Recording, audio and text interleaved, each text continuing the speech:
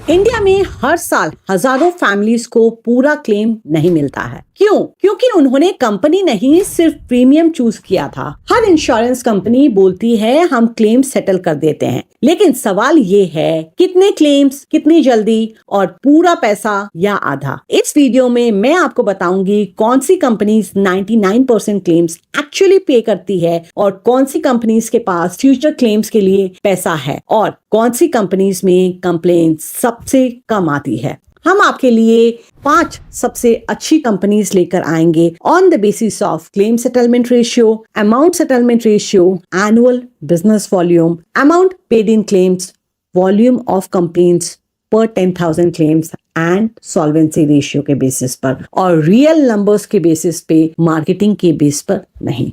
अगर आप चाहते हैं कि आपकी फैमिली को क्लेम टाइम पर फाइट नहीं करना पड़े तो ये वीडियो स्किप मत कीजिएगा, क्योंकि आज का डिसीजन कल की किसी की पूरी जिंदगी बदल सकता है। चलिए शुरू करते हैं। Best term insurance plan in 2026। Hello and welcome to Samriddhi. आज के इस वीडियो में हम 2026 के लिए टॉप टर्म इंश्योरेंस कंपनी का रिव्यू करेंगे एंड वो कंपनीज हैं HDFC life, SBI, ICICI prudential, Tata AIA and Axis Max life. हमने अपने पिछले 2 वीडियो में टर्म इंश्योरेंस को डिटेल में समझा था कि क्यों टर्म इंश्योरेंस आपके और आपके परिवार के लिए इंपॉर्टेंट है और कैसे आप अपने लिए सही टर्म इंश्योरेंस प्लान चूज कर सकते हैं। अगर आपने वो 2 वीडियो नहीं देखा है तो उनका लिंक आपको डिस्क्रिप्शन बॉक्स में मिल जाएगा। वीडियो को जरूर देखिए, आपको डिटेल्स में समझ में आ जाएगी कि किन पैरामीटर्स के बेसिस पर हम इंश्योरेंस पॉलिसीज को रिव्यू कर रहे हैं और वो क्यों इंपॉर्टेंट है।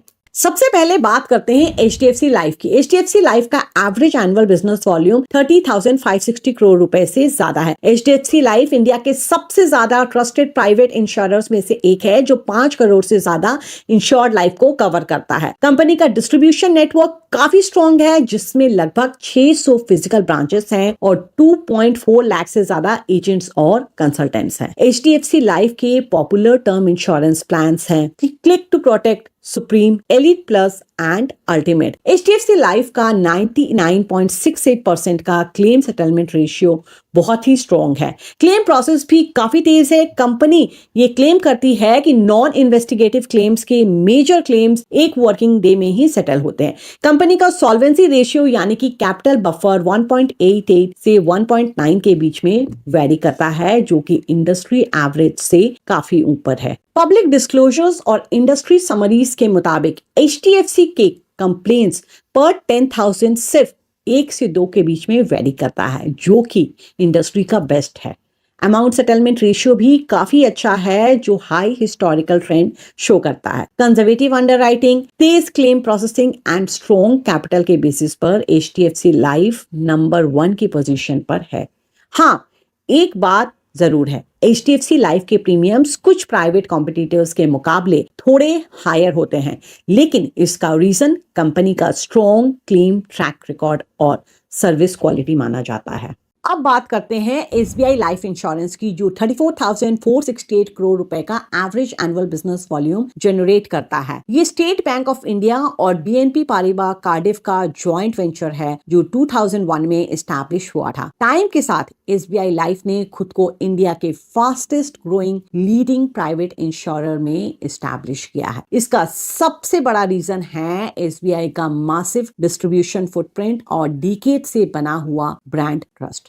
फाइनेंशियल फ्रंट पर देखें तो SBI लाइफ प्राइवेट सेक्टर में इंडिविजुअल रेटेड प्रीमियम के मामले में मार्केट लीडर बना हुआ है, लगभग 22.8% मार्केट शेयर के साथ। SBI लाइफ के पॉपुलर टर्म इंश्योरेंस प्लान्स हैं SBI लाइफ E-शील्ड, smart shield, smart Swadhan and smart Swadhan supreme. SBI life का CSR है 98.24 और अमाउंट सेटलमेंट रेशियो है 95.2। एवरेज बिजनेस वॉल्यूम की बात करें तो 34,468 करोड़ है एंड FY25 में amount paid in claims 2041 crore था। 30 डे क्लेम सेटलमेंट रेशियो की बात करें तो वो फिगर 98.92 के आसपास आता है। कंप्लेन वॉल्यूम इंडस्ट्री एवरेज से थोड़ा ज्यादा है, जो 5.62 के आसपास है एंड सॉल्वेंसी रेशियो 2.01 है, जो ये बताता है कि कंपनी कैपिटल वाइज कितनी स्ट्रॉन्ग है। एसबीआई लाइफ एसबीआई बैंक के ट्रस्ट पर based powerful bank assurance model है, जिसकी सॉल्वेंसी पोजीशन काफी अच्छी है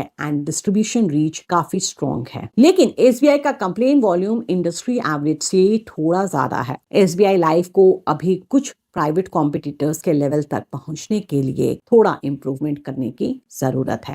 अब बात करते हैं आईसीआईसीआई प्रूडेंशियल लाइफ इंश्योरेंस की, जो 19,774 करोड़ रुपए के एवरेज बिजनेस वॉल्यूम जनरेट करता है। ये आईसीआईसीआई बैंक और प्रूडेंशियल कॉर्पोरेशन होल्डिंग्स का जॉइंट वेंचर है, जो स्ट्रॉन्ग मार्केट प्रेजेंस और सॉलिड परफॉर्मेंस मैट्रिक्स के साथ ऑपरेट करता है। मार्च 2025 तक कंपनी का वर्कफोर्स लगभग 19,975 एम्प्लॉइज का था। आईसीआईसीआई प्रूडेंशियल का डिस्ट्रीब्यूशन नेटवर्क काफी एक्सटेंसिव है। आईसीआईसीआई बैंक के थ्रू कंपनी को मिलियंस ऑफ बैंकिंग कस्टमर्स तक डायरेक्ट एक्सेस मिलता है, जो इसका एक मेजर एडवांटेज है। कंपनी के पॉपुलर टर्म इंश्योरेंस प्लान्स हैं आई प्रोटेक्ट स्मार्ट, आई प्रोटेक्ट स्मार्ट प्लस और आई प्रोटेक्ट सुपर। आईसीआईसीआई प्रूडेंशियल का सीएसआर है 98.03, जो इंडस्ट्री के एवरेज से थोड़ा कम है, जबकि आईसीआईसीआई का अमाउंट सेटलमेंट रेशियो 95.1 है। एवरेज बिजनेस वॉल्यूम 19,774 करोड़ है एंड FY25 में amount paid in claims 1,876 crore था। 30-day क्लेम सेटलमेंट फिगर 94.68 पर है एंड वॉल्यूम ऑफ कंप्लेंट्स पर 10,000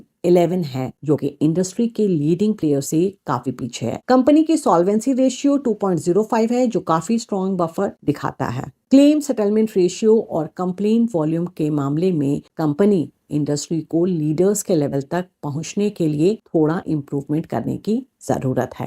अब बात करते हैं टाटा एआईए लाइफ की। टाटा एआईए लाइफ इंश्योरेंस का एवरेज एनुअल बिजनेस वॉल्यूम लगभग 9,523 करोड़ रुपए है। ये टाटा ग्रुप और एआईए ग्रुप का जॉइंट वेंचर है, जो 2001 में एस्टैब्लिश हुआ था और टाइम के साथ कंसिस्टेंटली ग्रो होकर एक top tier private life insurer बन चुका है। टाटा एआईए के पॉपुलर टर्म इंश्योरेंस प्लान्स में शामिल है Saral Raksha promise, Sampoorn Raksha supreme. Company excellent performance metrics demonstrate करती है, जो आप स्क्रीन पर देख सकते हैं। टाटा एआईए का क्लेम सेटलमेंट रेशियो 99.21% है और अमाउंट सेटलमेंट रेशियो 95.1% है। एवरेज बिजनेस वॉल्यूम 9253 करोड़ है और FY25 में अमाउंट पेड इन क्लेम्स 1029 पर था। कंपनी का क्लेम सेटलमेंट फिगर 98.16 पर है एंड वॉल्यूम ऑफ कंप्लेंट्स पर 10,000 3 के आसपास है। टाटा एआईए की सॉल्वेंसी रेशियो 1.82 है। प्रोडक्ट सिंप्लीफिकेशन और पोस्ट सेल सपोर्ट की कंसिस्टेंसी के मामले में कंपनी को टॉप टियर कंपटीटर्स के लेवल तक पहुंचने के लिए थोड़ा इंप्रूवमेंट करने की जरूरत है। अब बात करते हैं एक्सिस मैक्स लाइफ इंश्योरेंस की, जो लगभग 10,071 करोड़ रुपए का average annual business volume generate करता है। ये एक जॉइंट वेंचर है जिसमें मैक्स फाइनेंशियल सर्विसेज लगभग 81% स्टेक होल्ड करता है और एक्सिस बैंक लगभग 19% स्टेक के साथ स्ट्रैटेजिक पार्टनर है। Company exceptional operational matrix demonstrate करती है, जो इंडस्ट्री के कई की एरियाज में लीडिंग पोजीशंस दिखाते हैं और ये सब आप स्क्रीन पर देख सकते हैं। एक्सिस मैक्स लाइफ का क्लेम सेटलमेंट रेशियो 99.62% है और अमाउंट सेटलमेंट रेशियो 96.2% है। एवरेज बिजनेस वॉल्यूम 10,719 करोड़ है एंड FY25 में अमाउंट पेड इन क्लेम्स 1316 पर था। कंपनी का 30 दिन का क्लेम सेटलमेंट रेशियो 99.71 पर है एंड वॉल्यूम ऑफ कंप्लेंट्स पर 10,000 5.67 है। एक्सिस मैक्स लाइफ की सॉल्वेंसी रेशियो 1.88 है। कंपनी का पॉपुलर टर्म इंश्योरेंस प्रोडक्ट्स हैं smart term plan plus. Axis Max life का claim settlement ratio industry highest के आसपास है, लेकिन साथ ही कंप्लेन नंबर भी इंडस्ट्री लीडर्स से बहुत ज्यादा है, जो इतनी अच्छी बात नहीं है। इंश्योरेंस लेते वक्त आप पहले सीएसआर और सॉल्वेंसी चेक करें, फिर क्लेम प्रोसेस की स्पीड, नॉन इन्वेस्टिगेटिव क्लेम्स की टैट और डॉक्यूमेंट चेकलिस्ट जरूर पढ़ें। उसके बाद आप कंप्लेंट्स नंबर देखिए। जितना कम कंप्लेंट पर 10,000 क्लेम्स होगा, आपकी फैमिली को क्लेम मिलने में उतनी ही आसानी होगी। And last but not the least, policy wording जैसे कि सुसाइड क्लॉज, एक्सक्लूशंस, राइडर्स एटसेट्रा को जरूर से पढ़ें। अपनी एज, हेल्थ रिक्वायरमेंट अमाउंट और बजट देखें, पॉलिसी वर्डिंग्स को क्रॉस चेक करें और एजेंट या कंपनी के पब्लिक डिस्क्लोजर्स एंड इरडाई के रिपोर्ट्स को रेफर करके पॉलिसी फाइनलाइज करें। अगर आप टर्म प्लान के साथ ही 2026 के लिए best health insurance, best car insurance and best mutual funds भी जानना चाहते हैं तो हमारे चैनल पर बने रहें। अगर आपको ये वीडियो अच्छा लगा तो वीडियो को लाइक ज़रूर करें और अपने दोस्तों के साथ शेयर कीजिए। बेल आइकन पे प्रेस कीजिए ताकि आने वाले वीडियोस की जानकारी आपको मिलती रहे और हमारे चैनल को सब्सक्राइब कीजिए। अगर कल आप या आपके फैमिली का कोई मेजर अर्निंग मेंबर नहीं रहा तो आपके परिवार का क्या होगा? क्या वो फाइनेंशियली सिक्योर होंगे या मंथली बिल्स और लोन्स के बीच में फंसे रहेंगे? इंडिया में 70% लोग या तो बिना लाइफ कवर के हैं या गलत इंश्योरेंस ले रखे हैं। लोग सोचते हैं कि टर्म इंश्योरेंस लेना मतलब पैसे बर्बाद करना, लेकिन क्या ये सच है? हेलो एंड वेलकम टू समृद्धि। हमारे आज के इस वीडियो में हम एक ऐसी टॉपिक पर चर्चा करेंगे जो हर एक फैमिली के लिए बहुत जरूरी है, टर्म इंश्योरेंस। टर्म इंश्योरेंस कोई इन्वेस्टमेंट नहीं है, ये आपके परिवार के फाइनेंशियल सुरक्षा का कवच है और हो सकता है इसका प्रीमियम आपके नेटफ्लिक्स सब्सक्रिप्शन से भी कम हो। इस वीडियो में हम बताएंगे कि टर्म इंश्योरेंस क्या होता है, ये क्यों जरूरी है और कैसे अपने लिए सही टर्म इंश्योरेंस चूज करते हैं। वीडियो को अंत तक जरूर देखिए, हो सकता है ये आपकी जिंदगी का सबसे इंपॉर्टेंट फाइनेंशियल डिसीजन हो। अक्सर हम इंश्योरेंस के नाम पर कंफ्यूज हो जाते हैं। कभी एजेंट हमें इन्वेस्टमेंट वाली पॉलिसी बेचने लगते हैं तो कभी हम सोच लेते हैं कि इंश्योरेंस का मतलब सिर्फ टैक्स बचाना है, लेकिन सच्चाई ये है कि टर्म इंश्योरेंस एक फाइनेंशियल सेफ्टी नेट है जो आपके परिवार को आपके बिना भी फाइनेंशियली स्ट्रॉन्ग बनाए रखता है। इस वीडियो में मैं आपको समझाऊंगी कि टर्म इंश्योरेंस क्या होता है, ये कैसे काम करता है, टर्म इंश्योरेंस किसको लेना चाहिए और कितना कवर अमाउंट लेना चाहिए, प्रीमियम्स कैसे कैलकुलेट होते हैं और लोग टर्म इंश्योरेंस लेते वक्त जो गलतियां करते हैं उनसे कैसे बचा जाए। तो चलिए शुरू करते हैं। सबसे पहले टर्म इंश्योरेंस की सिंपल डेफिनेशन को समझते हैं। टर्म इंश्योरेंस एक प्योर रिस्क कवर पॉलिसी है, मतलब आप एक इंश्योरेंस कंपनी को हर महीने एक फिक्स्ड प्रीमियम देते हैं। अगर पॉलिसी के दौरान आपकी डेथ हो जाती है तो आपके नॉमिनी को एक फिक्स्ड अमाउंट मिलता है जिसे हम सम अश्योर्ड कहते हैं। सिंपल शब्दों में टर्म इंश्योरेंस मतलब अपने परिवार को फाइनेंशियली सिक्योर करना बिना इन्वेस्टमेंट के चक्कर में पड़े हुए। अब सवाल आता है, हमें टर्म इंश्योरेंस की जरूरत क्यों है? दोस्तों, जिंदगी अनप्रेडिक्टेबल है। हर दिन न्यूज में रोड एक्सीडेंट्स, हेल्थ इमरजेंसीज या अर्ली डेथ्स की कहानियां सुनते हैं। अगर आप फैमिली के सोल ब्रेड विनर हैं तो आपके बिना उनका फ्यूचर फाइनेंशियली रिस्की हो सकता है।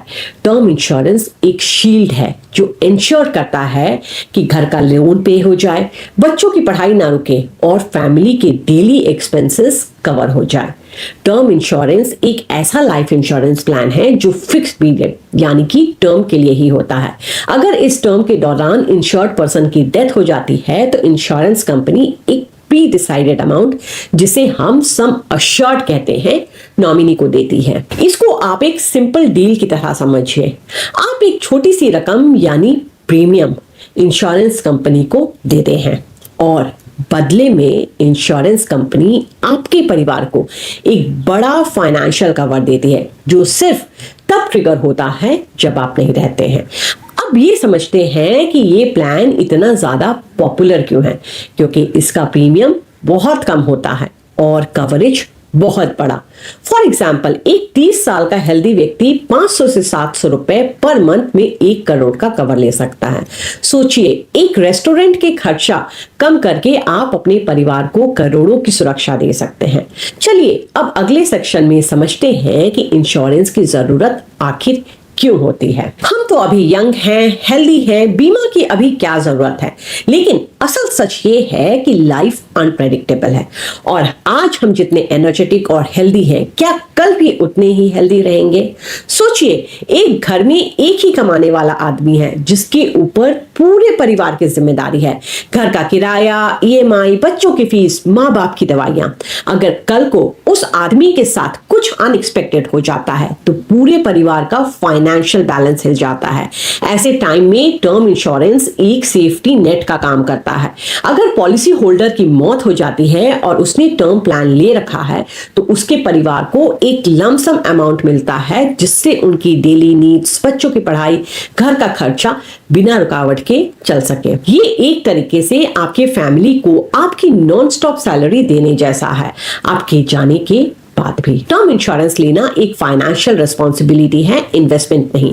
आपके होने या ना होने से बहुत फर्क पड़ता है, लेकिन आपकी प्लानिंग की वजह से आपकी फैमिली का फ्यूचर सिक्योर हो सकता है। अब एक और बड़ी कंफ्यूजन क्लियर करते हैं, टर्म इंश्योरेंस और बाकी लाइफ इंश्योरेंस पॉलिसीज में क्या डिफरेंस है। बहुत से लोग लाइफ इंश्योरेंस सुनते ही सोचते हैं कि हमें एक ऐसी पॉलिसी चाहिए जो हमें मैच्योरिटी पर पैसे वापस भी दे, जैसे endowment plans, money back plans, ULIPs. लेकिन इन सब में एक प्रॉब्लम है, प्रीमियम बहुत ज्यादा होता है और जो कवर मिलता है वो बहुत कम। टर्म प्लान की स्पेशलिटी ही यही है कि ये सिर्फ रिस्क को कवर करता है। मतलब अगर आप पॉलिसी टेन्योर तक जिंदा है तो आपको कुछ भी रिटर्न नहीं मिलेगा, लेकिन अगर पॉलिसी टेन्योर के दौरान आपको कुछ हो जाता है तो आपकी फैमिली को एक बहुत ही बड़ा सम अश्योर्ड मिलता है। इसी वजह से टर्म इंश्योरेंस का प्रीमियम भी बहुत सस्ता है। एक छोटा सा कंपैरिजन लेते हैं। अगर आप एंडाउमेंट प्लान लेते हैं 50 लाख के कवर के लिए तो आपको 20 से 25 हजार रुपए मंथली देना पड़ सकता है, लेकिन वही कवर अगर आप टर्म इंश्योरेंस में लेते हैं तो प्रीमियम सिर्फ 800 से 1000 रुपए महीने तक आ सकता है। अब सोचिए दोनों में डिफरेंस कितना ज्यादा है। टर्म इंश्योरेंस में आप एक छोटी सी अमाउंट देकर अपने परिवार को करोड़ों तक का कवर दे सकते हैं। इंडियन माइंडसेट में एक बहुत ही गलत सोच होती है, पॉलिसी लेने पर अगर कुछ पैसे वापस ना मिले तो प्रीमियम वेस्ट है। लेकिन सही सोच ये होनी चाहिए, क्या मेरी फैमिली फाइनेंशियली सेफ है या नहीं, क्योंकि टर्म इंश्योरेंस पॉलिसी की अहमियत तब पता चलता है जब हमारे नहीं होने पर हमारे परिवार को कोई फाइनेंशियली सपोर्ट करता है, वो भी इस कदर कि उन्हें कभी किसी के आगे हाथ फैलाने की जरूरत ना पड़े। तो सिंपल शब्दों में, अगर आपके लिए फाइनेंशियल प्रोटेक्शन प्रायोरिटी है तो टर्म इंश्योरेंस एक नेसेसिटी है आपके लिए। सेविंग्स और इन्वेस्टमेंट के लिए म्यूचुअल फंड्स, एसआईपी, एफडी करना ज्यादा सही होता है। अब सवाल आता है, टर्म इंश्योरेंस किसको लेना चाहिए? असल में टर्म इंश्योरेंस उन सभी को लेना चाहिए जिनके ऊपर किसी न किसी तरह की फाइनेंशियल रिस्पॉन्सिबिलिटीज हैं, जैसे कि bread winners, married couples, parents with kids and joint family earners. मतलब घर में जो कमाने वाले हैं, अगर आपके इनकम के बिना घर का खर्चा नहीं चल सकता है तो आपको टर्म इंश्योरेंस लेना ही चाहिए। अगर आप शादीशुदा हैं तो स्पाउस की सिक्योरिटी के लिए टर्म इंश्योरेंस लेना बहुत जरूरी है। बच्चों की पढ़ाई, शादी और फ्यूचर सिक्योर करना सबसे बड़ा रीजन है टर्म इंश्योरेंस लेने का। अगर आप अपने माँ बाप, छोटे भाई बहन का खर्चा चलाते हैं तो भी आपको टर्म प्लान लेने के बारे में सोचना चाहिए। दोस्तों, अब एक बहुत ही इंपॉर्टेंट सवाल, टर्म इंश्योरेंस का कवर कितना होना चाहिए? बहुत लोग डायरेक्टली पूछते हैं 50 लाख का ले लूं या 1 करोड़ का, लेकिन इसका सिंपल सा जवाब है, कवर हमेशा आपकी इनकम और एक्सपेंसेस के हिसाब से डिसाइड होते हैं। एक थंब रूल है, आपकी एनुअल इनकम का 10 या 15 टाइम्स कवर लेना ही चाहिए। मतलब अगर आप 10 लाख रुपए एक साल में कमाते हैं तो आपको कम से कम 1 करोड़ तक का कवर लेना चाहिए। ये इसलिए ताकि अगर कल आपको कुछ हो जाता है तो अगले 10 साल के लिए आपके फैमिली के एक्सपेंसेस सिक्योर रहे।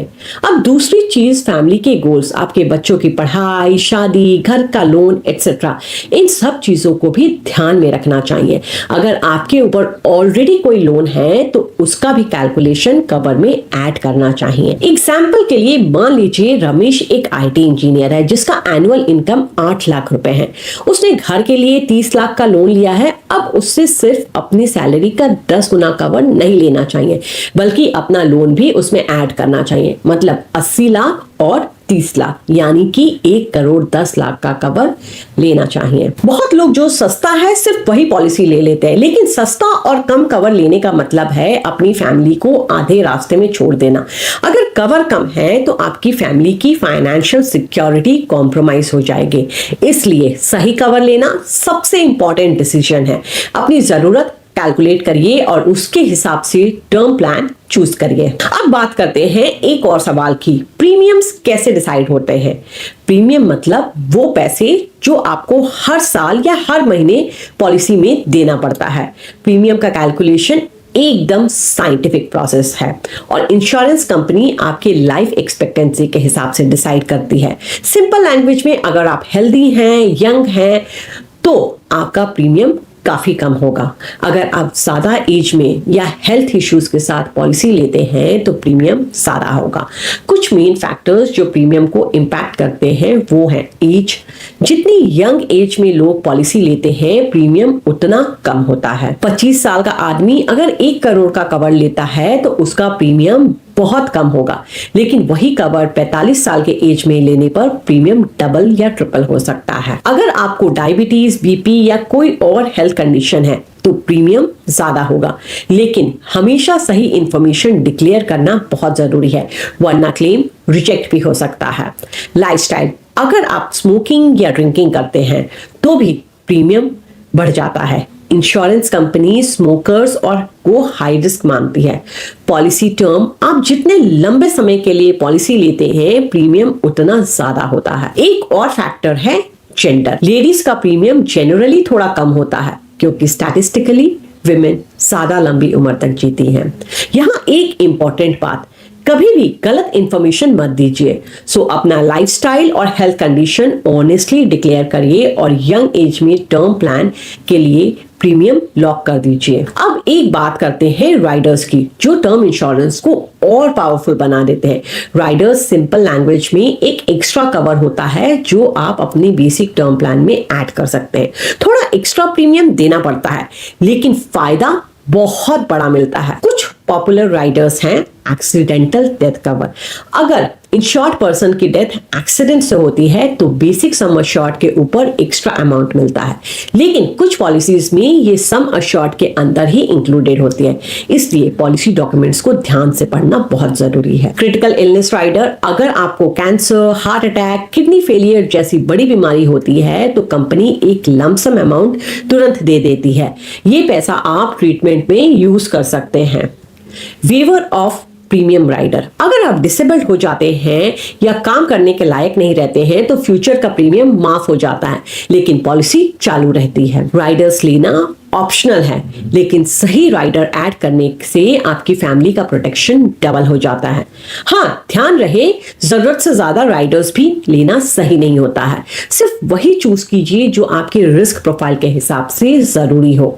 मान लीजिए राजेश ने 1 करोड़ का बेसिक टर्म प्लान लिया है, उसने क्रिटिकल इलनेस राइडर ऐड किया। कल को अगर राजेश को कैंसर डायग्नोस होता है तो उसे कंपनी 20 से 25 लाख रुपए तुरंत देगी ट्रीटमेंट के लिए और उसका बेसिक 1 करोड़ का कवर वैसे का वैसे ही सिक्योर रहेगा। तो दोस्तों, राइडर्स एक तरह से इंश्योरेंस पॉलिसी के बूस्टर्स होते हैं। ये प्रीमियम थोड़ा बढ़ाता है लेकिन कवर भी मल्टीप्लाई हो जाता है। अब हम बात करते हैं कुछ कॉमन मिस्टेक्स की जो लोग टर्म इंश्योरेंस लेते वक्त करते हैं। और दोस्तों, ये गलतियां अगर आपने की तो आपकी पॉलिसी का फायदा कम हो सकता है या कभी कभी फैमिली को क्लेम लेने में भी दिक्कत आ सकती है। सबसे पहली गलती होती है कम सम अश्योर्ड लेना। जैसे मैंने पहले कहा, एक सिंपल गाइडलाइन है कि आपका कवर कम से कम आपके सालाना इनकम का 15 से 20 गुना होना चाहिए, लेकिन अक्सर लोग सिर्फ प्रीमियम कम भरने के चक्कर में छोटा कवर ले लेते हैं, जैसे 20 या 25 लाख का। सोचिए आजकल के खर्चों में 25 लाख से कितने साल चलेंगे। इस वजह से फैमिली फाइनेंशियली सिक्योर नहीं हो पाती है। दूसरी गलती है गलत इंफॉर्मेशन देना। प्रपोजल फॉर्म भरते वक्त लोग सोचते हैं कि हेल्थ प्रॉब्लम या स्मोकिंग हैबिट छुपाने से प्रीमियम कम हो जाएगा, लेकिन अगर बाद में इंश्योरेंस कंपनी को क्लेम के वक्त पता चल गया कि इंफॉर्मेशन गलत है तो पूरा क्लेम रिजेक्ट हो सकता है। मतलब जो आपने पॉलिसी ली वो किसी काम की नहीं रहेगी। तीसरी कॉमन मिस्टेक है बहुत देर कर देना। बहुत लोग सोचते हैं कि अभी हम यंग हैं, अभी जरूरत नहीं है। 40-45 के बाद लेंगे, लेकिन जितना लेट करेंगे प्रीमियम उतना महंगा होगा और अगर हेल्थ इश्यूज डेवलप हो गए तो शायद पॉलिसी मिलना भी मुश्किल हो जाए। चौथी मिस्टेक है सिर्फ प्रीमियम देखकर चूज करना। इंश्योरेंस कंपनी सिर्फ सस्ती हो ये काफी नहीं है, आपको उनका सेटलमेंट रेशियो भी देखना चाहिए, यानी कि उन्होंने कितने क्लेम्स सेटल किए हैं या रिजेक्ट किए हैं। अगर कंपनी का रिकॉर्ड वीक है तो चीप प्रीमियम का कोई फायदा नहीं है। और एक मिस्टेक होती है पॉलिसी को रिन्यू ना करना या लैप्स हो जाने देना। लोग 2-3 साल प्रीमियम भरते हैं और फिर भूल जाते हैं या इग्नोर कर देते हैं। जब तक प्रीमियम रेगुलरली पे करेंगे तभी तक पॉलिसी एक्टिव रहेगी, नहीं तो पॉलिसी लेने का कोई फायदा नहीं है। दोस्तों, इन सभी गलतियों से बचना जरूरी है। सिंपल फंडा याद रखिए, सही इंफॉर्मेशन दीजिए, जल्दी शुरू कीजिए और एक ट्रस्टेड कंपनी से पॉलिसी लीजिए, तभी टर्म इंश्योरेंस आपके परिवार के लिए सच में एक सुरक्षा कवच बनेगा। चलिए एक प्रैक्टिकल सवाल लेते हैं। टर्म इंश्योरेंस खरीदने का सही समय कब है और कैसे लेना चाहिए? देखिए, सबसे पहली बार टर्म इंश्योरेंस लेने का बेस्ट टाइम तब है जब आपकी कोई फाइनेंशियल रिस्पॉन्सिबिलिटी शुरू हो जाती है। जैसे ही आप पर डिपेंडेंट्स ऐड होते हैं, शादी के बाद, बच्चों के बाद या पेरेंट्स की जिम्मेदारी, तभी से पॉलिसी लेना जरूरी है। लेकिन आइडियली 25 से 30 साल की उम्र में ही पॉलिसी ले लेनी चाहिए, क्योंकि उस टाइम पर प्रीमियम सस्ता होता है और हेल्थ वाइज भी हम ज्यादा फिट होते हैं। प्रोसेस भी काफी सिंपल है। सबसे पहले आपको अपना कवर डिसाइड करना है इनकम और फैमिली के नीड्स के हिसाब से। फिर एक रिलायबल कंपनी चूज कीजिए जिसका क्लेम सेटलमेंट रेशियो अच्छा हो। आप ऑनलाइन प्लेटफॉर्म्स पे इजीली कंपेयर कर सकते हैं। और हाँ, अगर आपको ये वीडियो पसंद आया तो इसे लाइक कीजिए और अपने दोस्तों के साथ शेयर कीजिए। हमारे चैनल को सब्सक्राइब कीजिए और बेल आइकन पे प्रेस कीजिए सो दैट आने वाली वीडियोस की जानकारी आपको मिलती रहे। अगर आप अपनी फैमिली के अर्निंग मेंबर हैं तो एक सिंपल फैक्ट समझना बहुत जरूरी है। आपके इनकम आपके ऊपर डिपेंडेंट है और आपके फैमिली की जरूरतें आपके इनकम के ऊपर डिपेंडेंट। अगर कल आप अर्न करना बंद कर देते हैं तो आपकी इनकम जीरो हो जाती है, लेकिन घर के खर्चे जीरो नहीं होते हैं। इसी इनकम गैप को कवर करने के लिए टर्म इंश्योरेंस एग्जिस्ट करता है। लेकिन प्रॉब्लम ये है कि ज्यादातर लोग टर्म इंश्योरेंस को एक प्रोडक्ट समझकर खरीदते हैं, जबकि ये एक रिस्क मैनेजमेंट टूल है। इसलिए सिर्फ प्रीमियम कंपेयर करना गलत अप्रोच है। सही अप्रोच ये समझना है कि आपको कितना कवर चाहिए, कितने ड्यूरेशन के लिए चाहिए और कौन सी कंपनी क्लेम के टाइम पर रिलायबल होगी। अगर कवर कम है तो प्रोटेक्शन इनकम्प्लीट है, अगर टेन्योर गलत है तो प्लानिंग फेल हो जाती है, और अगर इंश्योरर वीक है तो पॉलिसी होने के बावजूद रिस्क सही से कवर नहीं होता है। इस वीडियो में हम स्टेप बाय स्टेप देखेंगे टर्म इंश्योरेंस कैसे सिलेक्ट की जाती है, कौन से मैट्रिक्स देखने चाहिए और कौन सी कॉमन मिस्टेक्स अवॉइड करनी चाहिए, ताकि सबसे कॉस्ट इफेक्टिव तरीके से इंश्योरेंस कैसे खरीद सके। इस वीडियो में हम वही की फीचर्स डिस्कस करेंगे जो हर इंडिविजुअल टर्म इंश्योरेंस को शॉर्टलिस्ट करते वक्त कंसीडर करना चाहिए। हमने अपने पिछले वीडियो में टर्म इंश्योरेंस को डिटेल में एक्सप्लेन किया है। अगर आपने वो वीडियो नहीं देखा है तो उसका लिंक आपको डिस्क्रिप्शन बॉक्स में मिल जाएगा। वीडियो को जरूर देखिए। टर्म इंश्योरेंस से रिलेटेड काफी जानकारी वहाँ डिटेल्स में एक्सप्लेन की हुई है। टर्म इंश्योरेंस लेते वक्त जो सबसे इंपॉर्टेंट चीज याद रखनी चाहिए वो है इंश्योरर की क्वालिटी। आप किस कंपनी से टर्म इंश्योरेंस खरीद रहे हैं ये बहुत इंपॉर्टेंट है। इंश्योरेंस पॉलिसी सिलेक्ट करने के लिए कुछ मेजर पैरामीटर्स होते हैं जिससे पता चलता है इंश्योरेंस कंपनी या पॉलिसी अच्छी है या खराब। वो पैरामीटर्स हैं claim settlement ratio, amount settlement ratio, annual business volume, amount paid in claims, volume of complaints पर 10,000 क्लेम्स और सॉल्वेंसी रेशियो। अब एक एक करके इन सबको समझते हैं कि ये सब देखना क्यों जरूरी है। ऐसे तो हम आपको सीधे सीधे 1-2 पॉलिसी बता के छोड़ सकते हैं, लेकिन आपका टर्म इंश्योरेंस आपके परिवार की फाइनेंशियल सिक्योरिटी है और आपके फाइनेंशियल सिक्योरिटी बिना जाने समझे किसी और को आउटसोर्स कर देना समझदारी नहीं है। टॉपिक पर आते हैं। सबसे पहले क्लेम सेटलमेंट रेशियो देखते हैं। क्लेम सेटलमेंट रेशियो यानी CSR ये दिखाता है कि इंश्योरेंस कंपनी ने एक साल में आए टोटल क्लेम्स में से कितने क्लेम्स सक्सेसफुली सेटल किए हैं। हाई CSR का मतलब होता है कंपनी का ट्रैक रिकॉर्ड स्ट्रॉन्ग है, क्लेम के टाइम पर रिलायबिलिटी ज्यादा है। हमेशा ऐसी कंपनी प्रिफर कीजिए जिनका CSR सिर्फ 1 साल का नहीं बल्कि पिछले 3 साल से 5 सालों से कंसिस्टेंटली हाई रहा हो। जनरली 99 के ऊपर का का CSR अच्छा माना जाता है, लेकिन क्लेम सेटलमेंट रेशियो का एक ड्रॉबैक है और वो ये है कि CSR ये नहीं बताता है कि छोटे वैल्यू के क्लेम्स पास हुए हैं या बड़े वैल्यू के। अगर किसी कंपनी का क्लेम सेटलमेंट रेशियो 98 है तो हो सकता है जो 98% क्लेम्स उसने पास किए हैं वो छोटे वैल्यू के हो और जो 2% क्लेम्स रिजेक्ट हुए हैं वो बड़े वैल्यू के हैं। इसलिए क्लेम सेटलमेंट रेशियो के साथ एक और रेशियो देखना बहुत जरूरी है और वो ये है अमाउंट सेटलमेंट रेशियो।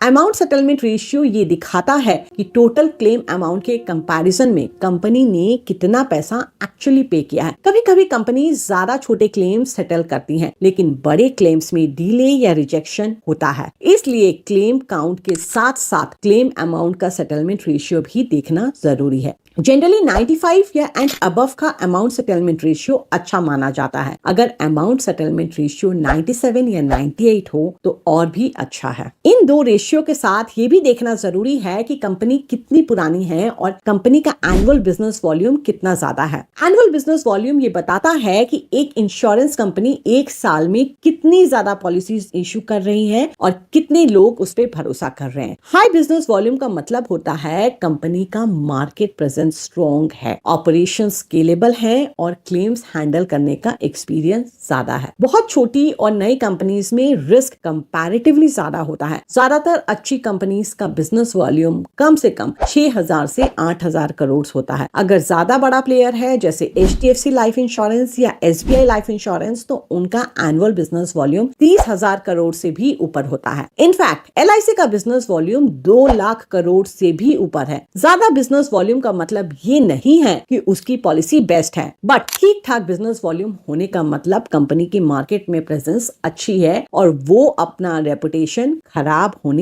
नहीं देना चाहेंगे। इसलिए ये जरूरी है कि आप जिस भी कंपनी का पॉलिसी चुने उसका बिजनेस वॉल्यूम कम से कम 6,000 करोड़ का तो हो। अमाउंट पेड इन क्लेम्स ये बताता है कि कंपनी ने एक साल में टोटल कितना पैसा क्लेम के रूप में पे किया है। अगर कोई insurer regularly large claim amounts पे कर रहा है तो इसका मतलब है कि कंपनी सिर्फ पॉलिसीज बेच नहीं रही है बल्कि एक्चुअल क्लेम्स भी ऑनर कर रही है। HDFC life paid out 2060 crore in death claim benefits. Tata AIA insurance paid 1226 crore in death claim benefits. ये मेट्रिक कंपनी की क्लेम पेइंग कैपेसिटी को रिफ्लेक्ट करता है। इन सबके साथ वॉल्यूम ऑफ कंप्लेंट्स भी देखना जरूरी है। हर कंपनी के अगेंस्ट कंप्लेंट्स होती हैं, लेकिन इंपॉर्टेंट ये है कि कितनी कंप्लेंट्स होती हैं। वॉल्यूम ऑफ कंप्लेंट्स पर 10,000 क्लेम्स ये बताता है कि कितने क्लेम्स पर कितनी कंप्लेंट्स रजिस्टर होती है। कम कंप्लेंट्स का मतलब है कि सर्विस क्वालिटी अच्छी है। ज्यादा कंप्लेंट्स ऑपरेशनल इश्यूज की तरफ सिग्नल करते हैं। हमेशा ऐसी कंपनीज प्रिफर करें जिसका कंप्लेन रेशियो इंडस्ट्री एवरेज से कम हो। जैसे HDFC लाइफ इंश्योरेंस का कंप्लेन पर 10,000 claims is the lowest in the industry. HDFC life insurance का कंप्लेन पर 10,000 क्लेम्स 1.33 से 2 के बीच में वेरी करता है। इन सब पैरामीटर्स के साथ ये चीज भी देखना जरूरी है कि कंपनी का सॉल्वेंसी रेशियो कैसा है। सॉल्वेंसी रेशियो बताता है कि इंश्योरेंस कंपनी के पास फ्यूचर क्लेम्स पे करने के लिए कितना फाइनेंशियल स्ट्रेंथ अवेलेबल है। रेगुलेटर एक मिनिमम सॉल्वेंसी लिमिट सेट करता है और जो कंपनी इस लिमिट से ऊपर होती है वो फाइनेंशियली स्टेबल मानी जाती है। हाई सॉल्वेंसी रेशियो का मतलब है strong balance sheet and better long term claim paying ability. Term insurance जैसे लॉन्ग टर्म प्रोडक्ट के लिए सॉल्वेंसी रेशियो बहुत क्रिटिकल फैक्टर है। HDFC का सॉल्वेंसी रेशियो 1.8 से 1.9x के आसपास रहता है, जो कि मिनिमम 1.5x से ज्यादा है। टाटा AIA का सॉल्वेंसी रेशियो 1.9 के आसपास रहता है। ICICI का रेशियो 2.15 है। ये रेशियोज हर क्वार्टर में चेंज होते रहते हैं। इन सब मैट्रिक्स को साथ में एनालाइज करने से आप एक इन्फॉर्म्ड और सेफ डिसीजन ले सकते हैं। एक बार इन मैट्रिक्स के बेसिस पर अपने लिए इंश्योरेंस कंपनी शॉर्टलिस्ट कर लीजिए। फिर ये जरूर इंश्योर कीजिए कि आपने एडिकेट सम इंश्योर्ड लिया है या नहीं। टर्म इंश्योरेंस का कवर अमाउंट इतना होना चाहिए कि आपके बाद भी आपकी फैमिली का फाइनेंशियल फ्यूचर सिक्योर है। आइडियली सम अश्योर्ड को आउटस्टैंडिंग लोन्स जैसे होम लोन, पर्सनल लोन या business loan and future expenses जैसे बच्चों के एजुकेशन, शादी, daily house hold expenses, inflation etcetera को फैक्टर इन करके लेना चाहिए। एक सिंपल रूल ऑफ थंब ये है कि कवर आपकी एनुअल इनकम का 10 से 20 गुना होना चाहिए। अगर आप पर ज्यादा लाइबिलिटीज हैं या डिपेंडेंट ज्यादा हैं तो कवर को और भी ऊपर एडजस्ट करना चाहिए। पॉलिसी टेन्योर आइडियली तब तक होना चाहिए जब तक आपके फाइनेंशियल डिपेंडेंस इंडिपेंडेंट ना हो जाए, जो ज्यादातर केसेस में 60 to 65 इयर्स होता है। इसके लिए आप चाइल्ड एजुकेशन का टाइमलाइन, आपके retirement age, loan repayment period consider कर सकते हैं। अर्ली एज में ली गई long tenure policy better security के साथ लोअर एनुअल प्रीमियम भी प्रोवाइड करती है। बिना वजह बहुत लंबे टेन्योर का इंश्योरेंस लेने से आपका प्रीमियम बहुत ज्यादा बढ़ जाता है और प्रीमियम ऐसा होना चाहिए जो लॉन्ग रन में अफोर्डेबल हो, ताकि किसी भी केस में प्रीमियम मिस होने की वजह से पॉलिसी लैप्स ना हो। वैसे भी term insurance is one of the cheapest insurance in the world. याद रखिए, जो पॉलिसी लैप्स हो जाती है वो ऑलमोस्ट नो पॉलिसी के बराबर होती है। टर्म इंश्योरेंस में अलग अलग पे आउट ऑप्शंस होते हैं। आप अपने लिए लंप सम पे आउट ऑप्शन ही चुने। एंड सबसे इंपॉर्टेंट बात, पॉलिसी को अननेसेसरी राइडर से ओवरलोड ना करें। क्रिटिकल इलनेस राइडर एक अच्छा राइडर है जो आपको कंसिडर करना चाहिए। सिर्फ वही राइडर्स चूज करें जो रियल वैल्यू ऐड करते हो। कोशिश करके ऐसी पॉलिसी प्रेफर करें जिसमें मेडिकल टेस्ट इंक्लूडेड हो। मेडिकल टेस्ट इंपॉर्टेंट इसलिए होते हैं कि उससे क्लेम रिजेक्शन के चांसेस कम हो जाते हैं। फुल डिस्क्लोजर इंश्योर करता है कि क्लेम सेटलमेंट के टाइम नॉमिनी प्रोटेक्टेड रहे और प्रीमियम कम करने के लिए कभी भी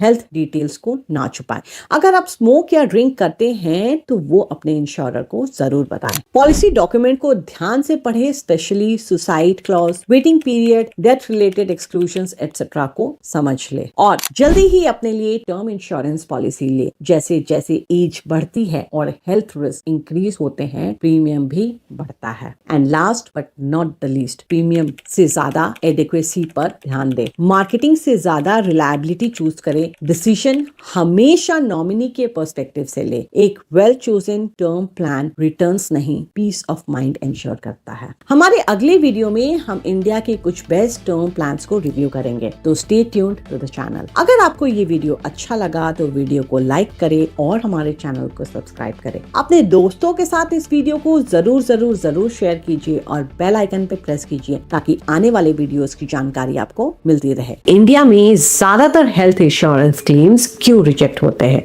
इंडिया में हेल्थ इंश्योरेंस को लेकर काफी बड़े मिथ्स हैं कि जरूरत के वक्त क्लेम नहीं मिलता है और इसी वजह से ज्यादातर लोग हेल्थ इंश्योरेंस पॉलिसी या तो वो प्रीमियम बचाने के लिए ऐसा जानबूझ के करते हैं या फिर अनजाने में ऐसा करते हैं। आपको हॉस्पिटल्स के बिलिंग प्रोसेस को समझना पड़ेगा। हॉस्पिटल्स को ऐसा लगता है कि अगर हम महंगा रूम लेने के लिए कैपेबल हैं तो हम महंगा। इंश्योरेंस कंपनी ऐसे ट्रीटमेंट के लिए क्लेम एक्सेप्ट करती ही नहीं है। आपको अपनी पॉलिसी में से को ध्यान से पढ़ना चाहिए, पर समस्या ये है कि ऐसे प्रॉब्लम्स पे जनरली वेटिंग पीरियड अप्लाई हो जाता है और अगर पॉलिसी टर्म्स में स्पेसिफिकली मेंशन किया है तो क्लेम रिजेक्ट हो सकता है।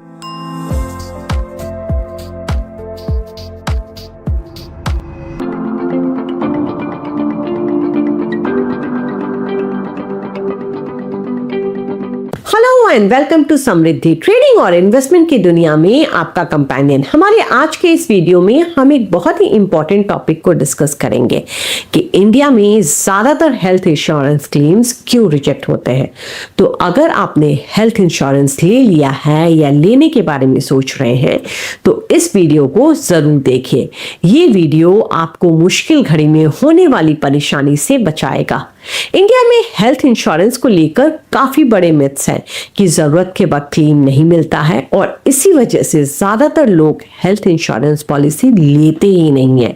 ये सच है कि कई बार हेल्थ इंश्योरेंस क्लेम्स रिजेक्ट होते हैं या फिर ट्रीटमेंट का पूरा या मेजर खर्चा इंश्योरेंस कंपनी नहीं उठाती है। तो इसलिए जानना बहुत जरूरी है कि इंडिया में हेल्थ इंश्योरेंस क्लेम्स किस किस वजह से रिजेक्ट होते हैं। पहला इंपॉर्टेंट रीजन है प्री एग्जिस्टिंग डिजीजेस का गलत डिस्क्लोजर या नॉन डिस्क्लोजर। बहुत लोग अपनी पुरानी हेल्थ प्रॉब्लम्स जैसे कि diabetes, high blood pressure, asthma etcetera को प्रपोजल फॉर्म में डिस्क्लोज नहीं करते।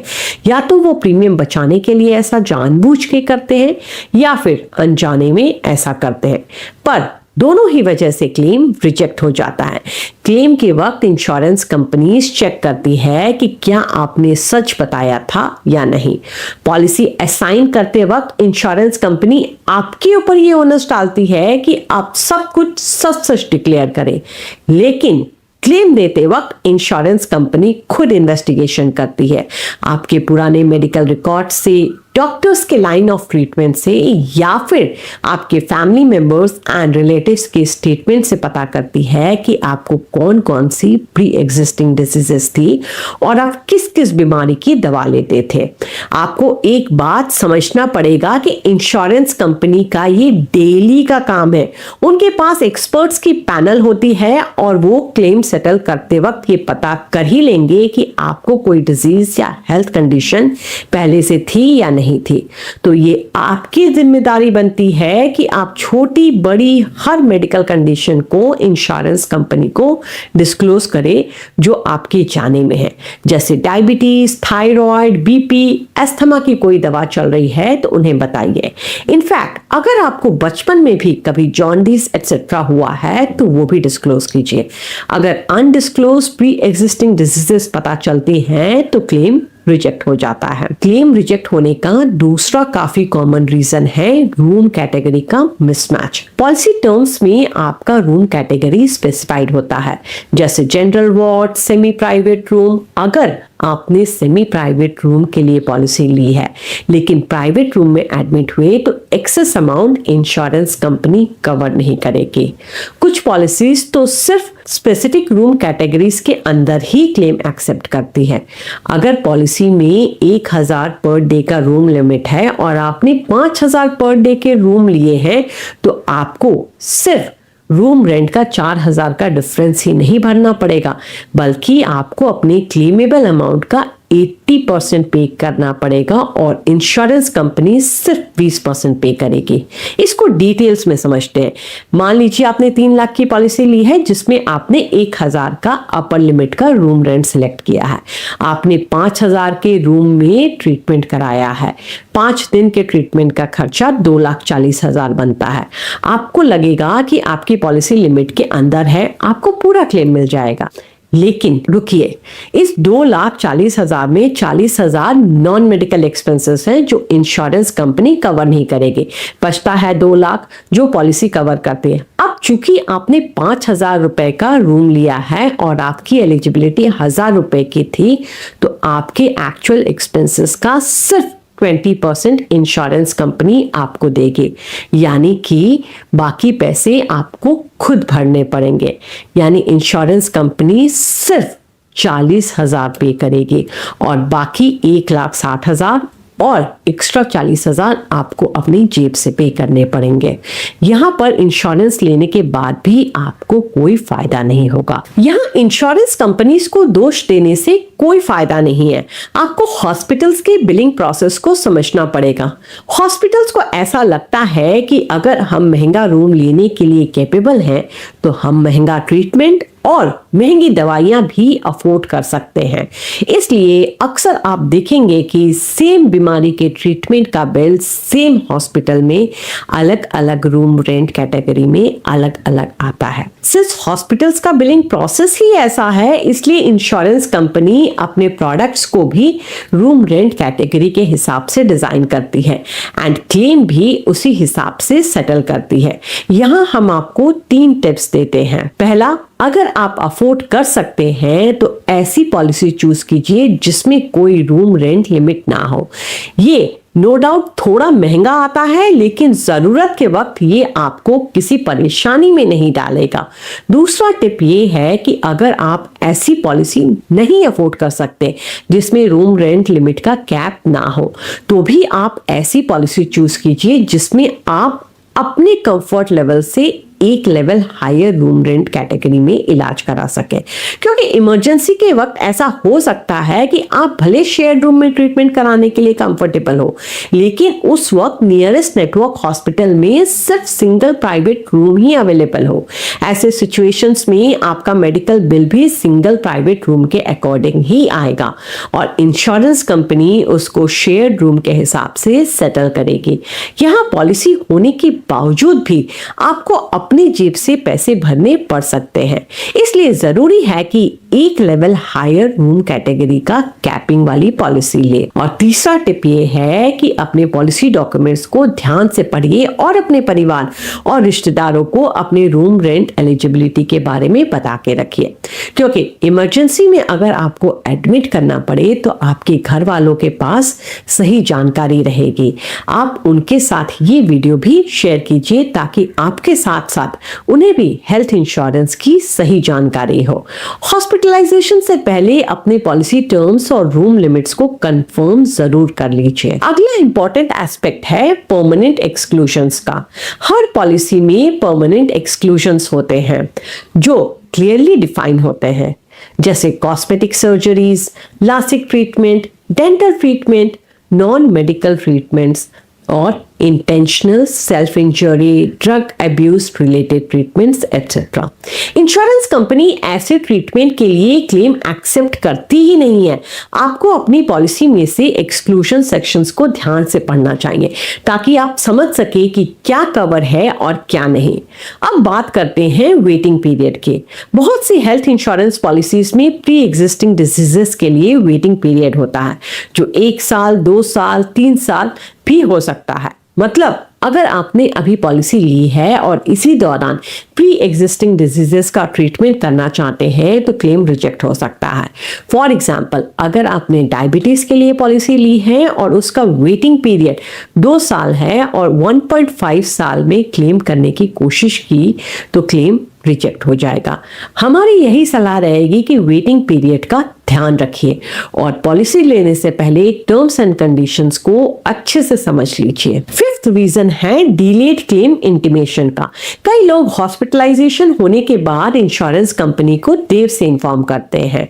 हर पॉलिसी में एक टाइम लिमिट होती है, जैसे 24 घंटे, 48 घंटे या 7 दिन के अंदर क्लेम इंटीमेशन देना मैंडेटरी होता है। अगर टाइम लिमिट मिस हो जाती है तो इंश्योरेंस कंपनी रीजंस पूछती है और अगर सैटिस्फैक्टरी एक्सप्लेनेशन नहीं दिया तो क्लेम रिजेक्ट कर दिया जाता है। इसलिए इमरजेंसी हॉस्पिटलाइजेशन के तुरंत बाद क्लेम का इंटीमेशन देना बहुत जरूरी है। प्लान्ड हॉस्पिटलाइजेशंस के केस में पर पॉलिसी आपको कई बार 48 आवर्स या फिर 72 आवर्स पहले इंश्योरेंस कंपनी से कैशलेस हॉस्पिटलाइजेशन के लिए अप्रूवल लेना होता है। इसलिए जरूरी है कि आप अपने पॉलिसी टर्म्स के अकॉर्डिंग के टर्म्स एंड कंडीशंस को ध्यान से पढ़कर एक जगह नोट करके रख लीजिए। सिक्स्थ रीजन है लैप्स्ड हेल्थ इंश्योरेंस पॉलिसी। बहुत लोग अपनी हेल्थ इंश्योरेंस पॉलिसी टाइम पर रिन्यू नहीं करते हैं और जब जरूरत पड़ती है तब पॉलिसी लैप्स हो चुकी होती है। कुछ लोग समझते हैं कि पॉलिसी एक्टिव है जबकि वो लैप्स हो गई होती है। एक्सपायर्ड या लैप्स्ड पॉलिसी में कोई क्लेम एक्सेप्ट नहीं होता है। इसलिए हर साल अपनी पॉलिसी रिन्यू करते रहना बहुत जरूरी है। अपनी पॉलिसी का एक्सपायरी डेट को हमेशा ध्यान में रखिए और पॉलिसी एक्सपायर होने के पहले ही उसे रिन्यू करा लीजिए। अगला इंपॉर्टेंट पॉइंट पर आते हैं, गलत या मिसलीडिंग इंफॉर्मेशन फिल करना। पॉलिसी फॉर्म में गलत डिटेल्स देना जैसे एज, मेडिकल हिस्ट्री, ऑक्यूपेशन या लाइफस्टाइल हैबिट्स आपके क्लेम रिजेक्ट होने का कारण बन सकता है। इंश्योरेंस कंपनी इसे फ्रॉड भी समझ सकती है और क्लेम रिजेक्ट करने के साथ साथ पॉलिसी भी कैंसिल कर सकती है। फॉर एग्जाम्पल, अगर आपने अपने प्रपोजल फॉर्म में ये भरा है कि आप नॉन स्मोकर है या आप नॉन ड्रिंकर है और हॉस्पिटलाइजेशन के वक्त आपके ब्लड सैंपल में अल्कोहल मिलता है तो ये भी एक कारण बन सकता है क्लेम रिजेक्ट होने का। इसलिए हमेशा एक्यूरेट और सही इंफॉर्मेशन भरिए। इंश्योरेंस कंपनी से पता कर लीजिए स्मोकर एंड नॉन स्मोकर का डेफिनेशन और उन्हें अपनी स्मोकिंग एंड ड्रिंकिंग हैबिट्स के बारे में इंटीमेट कीजिए।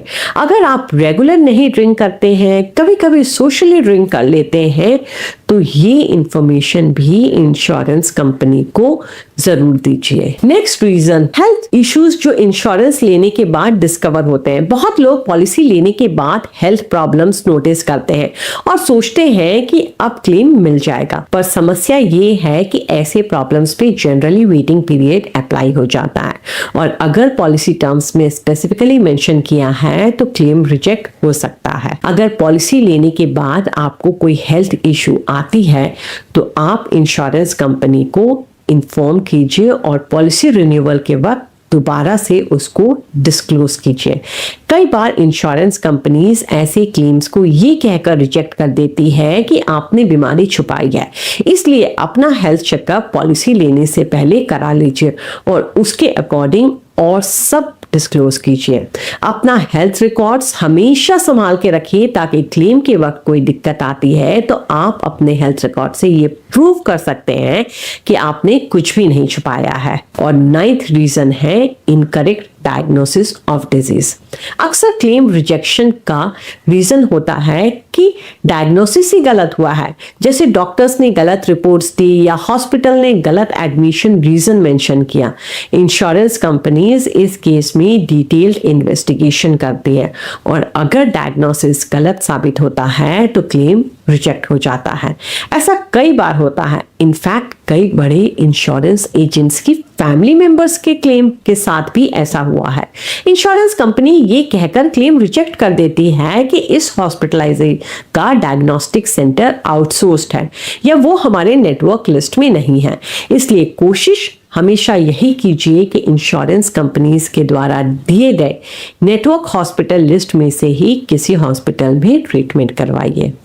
और अगर आपको ऐसा पॉसिबल नहीं है तो हॉस्पिटल्स के डायग्नोस्टिक सेंटर अगर आउटसोर्स्ड है तो ज़रूर पता कर लीजिए कि कहीं वो इंश्योरेंस कंपनी के द्वारा ब्लैकलिस्टेड हॉस्पिटल में से तो नहीं है। एक और रीज़न है जिसकी वजह से सारे क्लेम्स रिजेक्ट होते हैं और वो है कॉमन फीवर का क्लेम या ऐसा क्लेम जो ओपीडी ट्रीटमेंट के थ्रू ठीक हो सकता है। अक्सर लोग सोचते हैं कि कॉमन फीवर को भी हॉस्पिटलाइज करके क्लेम सेटल कर सकते हैं, लेकिन इंश्योरेंस पॉलिसी सिर्फ सीरियस हॉस्पिटलाइजेशंस को कवर करती है जो मेडिकली नेसेसरी ट्रीटमेंट्स के लिए जरूरी होते हैं। अगर आप सिर्फ फीवर की वजह से हॉस्पिटल में एडमिशन करवाते हैं बिना किसी सीरियस डायग्नोसिस के तो इंश्योरेंस कंपनी इस क्लेम को रिजेक्ट कर देगी। रीजन सिंपल है, फीवर का treatment mostly out patient basis पे होता है और अननेसेसरी हॉस्पिटलाइजेशन क्लेमेबल नहीं है। इसलिए पॉलिसी लेने से पहले टर्म्स एंड कंडीशंस को ध्यान से पढ़ ले और अननेसेसरी क्लेम से बचे। जाने से पहले हम आपको यही एडवाइस देंगे कि अपनी पॉलिसी की टर्म्स और कंडीशंस ध्यान से पढ़ के समझिए। इंश्योरेंस कंपनी को सही समय पर कंप्लीट इंफॉर्मेशन देने की जिम्मेदारी आपकी खुद की है।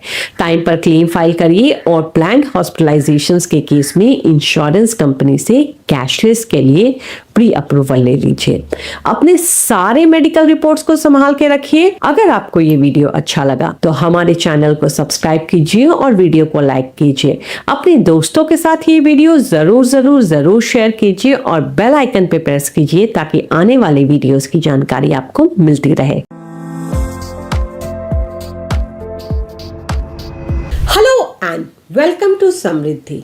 आज हम एक ऐसे टॉपिक पर बात करने वाले हैं जिसके बारे में बहुत कम लोगों को पता है, लेकिन वो हर उस बोरोवर को ऑफर करने की कोशिश की जाती है जो होम लोन लेकर अपना घर खरीदते हैं। आपने होम लोन चाहे 5 लाख का लिया है या 5 करोड़ का, आपके लिए ये जानना बहुत जरूरी है कि होम लोन इंश्योरेंस कैसे काम करता है, बैंक्स क्यों इंसिस्ट करते हैं कि आप होम लोन इंश्योरेंस लें और क्या आपको होम लोन इंश्योरेंस लेना चाहिए या नहीं। सोचिए आपने अपने सपनों का घर बना लिया है, ईएमआई चल रही है और सभी लोग नए घर में बहुत खुश हैं, लेकिन जरा रुक कर सोचिए, अगर कल को आपके साथ कोई अनएक्सपेक्टेड सिचुएशन आ जाती है जैसे कि एक्सीडेंट या कोई बड़ी बीमारी या फिर आपकी इनकम रुक जाए तो ईएमआई का क्या होगा? क्या बैंक तुरंत घर छीन लेगी? क्या आपके परिवार को लोन के बोझ के साथ रहना पड़ेगा? ये सोचकर ही डर लगता है ना। इसी डर का सॉल्यूशन इंश्योरेंस कंपनीज लेकर आए हैं, होम लोन इंश्योरेंस। ये एक ऐसी पॉलिसी है जो आपके लोन को सिक्योर करती है और आपके ना रहने पर आपके परिवार को होम लोन रीपे करने के फाइनेंशियल स्ट्रेस से बचाती है। So let's understand the features of this policy and see if it really helps your family in distress. पहले ये समझते हैं कि होम लोन इंश्योरेंस आखिर है क्या।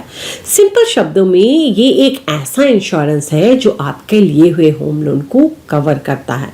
मतलब अगर आपने बैंक से 40 लाख या 50 लाख का लोन लिया है और कुछ अनफॉर्चुनेट इंसिडेंट हो जाते हैं, जैसे बोरोवर की डेथ हो गई या परमानेंट डिसेबिलिटी हो गई, तो इंश्योरेंस कंपनी बैंक को आउटस्टैंडिंग अमाउंट दे देती है और लोन क्लोज हो जाता है।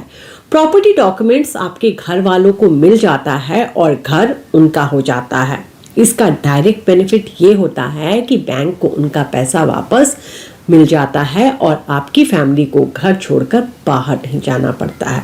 आपके ना रहने पर उनकी जिंदगी के ऊपर फाइनेंशियल स्ट्रेस नहीं आता है।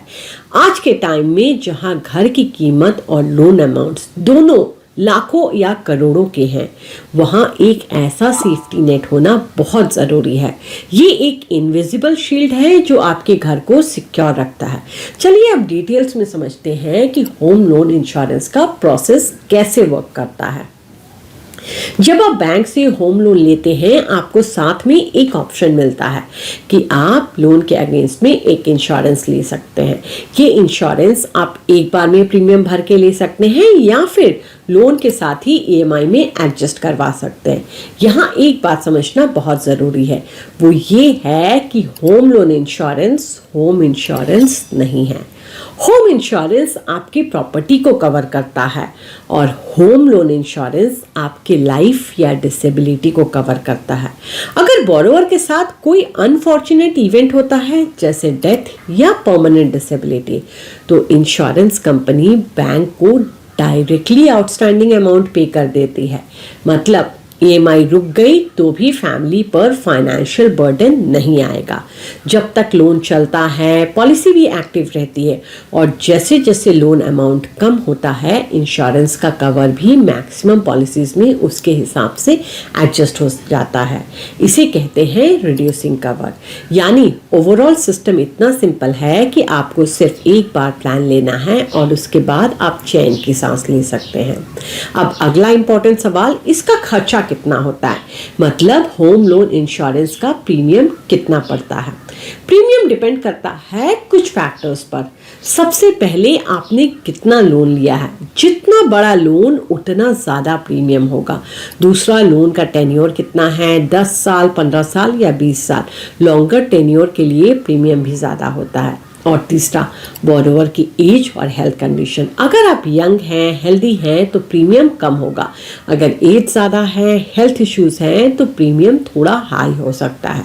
दोस्तों, अब आता है सबसे बड़ा कंफ्यूजन, क्या होम लोन इंश्योरेंस लेना कंपलसरी है? मतलब बैंक आपको फोर्स कर सकता है या नहीं? आंसर है बिल्कुल नहीं। ये बिल्कुल भी मैंडेटरी नहीं है। होम लोन इंश्योरेंस लेना या ना लेना ये आपकी पर्सनल चॉइस है। आरबीआई और एडाई दोनों ने क्लियर इंस्ट्रक्शन दिया है कि बैंक बोरोवर को फोर्स नहीं कर सकती है। लेकिन प्रैक्टिकल लाइफ में जब आप लोन लेने के लिए जाते हैं तो बैंक्स अक्सर स्ट्रांगली रिकमेंड करते हैं, कभी कभी प्रेशर भी डालते हैं। यहाँ एक इम्पॉर्टेंट बात याद रखिए, बैंक आपको सिर्फ लोन देने के लिए इंश्योरेंस लेने पे मजबूर नहीं कर सकता है। अगर बैंक इंसिस्ट करे तो आप पोलाइटली बोल सकते हैं कि मुझे मार्केट में कंपेयर करके अपना प्लान लेना है। बहुत सारे लोग ये गलत फहमी रखते हैं कि बिना इंश्योरेंस के लोन मिलता ही नहीं है। ये मिथ है। लोन आपको इंश्योरेंस के बिना भी मिल सकता है। इंश्योरेंस एक ऑप्शनल सेफ्टी नेट है, कोई मैंडेटरी कंडीशन नहीं।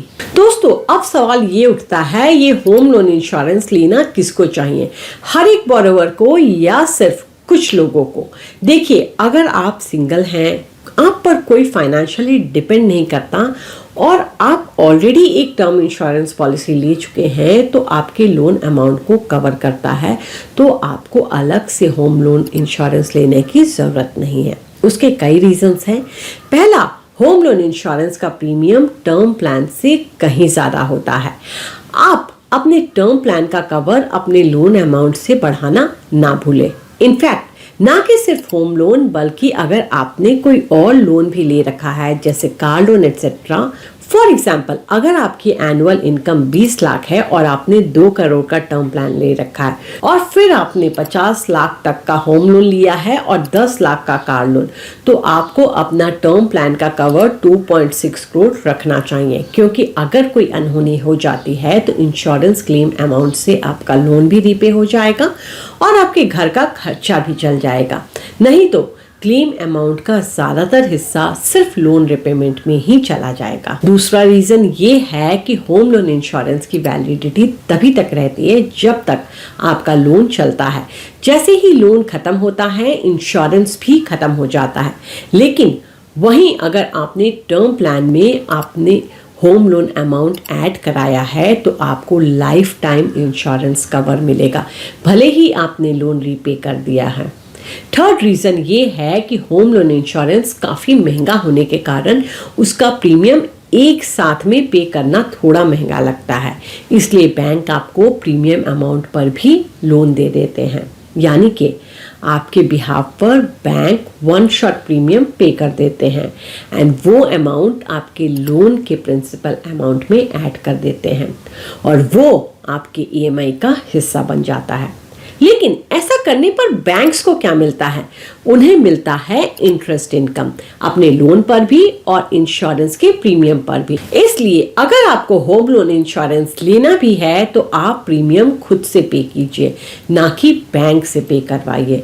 अगर आप खुद से प्रीमियम पे करेंगे तो आपको इनकम टैक्स के सेक्शन 80D के अंदर टैक्स बेनिफिट भी मिलेगा, लेकिन अगर बैंक प्रीमियम पे करेगा तो आपको टैक्स बेनिफिट नहीं मिलेगा। फोर्थ रीजन ये है कि बैंक्स आपको पॉलिसी अपने क्रॉस सेलिंग टारगेट्स को अचीव करने के लिए देते हैं। वो पॉलिसी आपके लिए बेस्ट हो ये ज़रूरी नहीं है, इसलिए आपको चाहे होम लोन इंश्योरेंस लेना हो या टर्म इंश्योरेंस का कवर बढ़ाना हो, आप मार्केट में रिसर्च करिए और जहां आपको बेस्ट डील मिलती है वहीं से पॉलिसी लीजिए। बैंक्स को बस इस चीज़ से मतलब होना चाहिए कि आपके पास एडिक्वेट कवर होनी चाहिए। वो कवर चाहे आप होम लोन इंश्योरेंस से लें या फिर टर्म प्लान से, लेकिन आप भी इस बात का ध्यान रखिए कि आप एडिक्वेटली कवर्ड है for your loan amount as well as your day-to-day expenses of your near and dear ones for a considerate period of time। मतलब शॉर्ट में, होम लोन अगर ले रहे हैं तो इंश्योरेंस एक फाइनेंशियल सीट बेल्ट की तरह है। एक्सीडेंट कभी भी हो सकता है, पर सीट बेल्ट आपकी जान बचाता है। वैसे ही इंश्योरेंस फैमिली की फाइनेंशियल लाइफ को प्रोटेक्ट करता है। टर्म इंश्योरेंस और होम लोन इंश्योरेंस में एक डिफरेंस है। टर्म इंश्योरेंस एक ब्रॉड प्रोटेक्शन देता है, जबकि होम लोन इंश्योरेंस सिर्फ लोन टेन्योर तक ही रहता है। तो दोस्तों, इन सारी चीज़ों का ध्यान रखिए और जब भी आपको इंश्योरेंस लेना हो तो पूरे डॉक्यूमेंट्स को ध्यान से पढ़िए, अपना रिसर्च खुद कीजिए एंड उसके बाद डिसीजन लीजिए। अगर आपको ये वीडियो अच्छा लगा तो इस वीडियो को लाइक कीजिए और हमारे चैनल को सब्सक्राइब कीजिए। अपने दोस्तों के साथ इस वीडियो को ज़रूर शेयर कीजिए और बेल आइकन पे प्रेस कीजिए सो दैट आने वाले वीडियोस की जानकारी आपको मिलती रहे।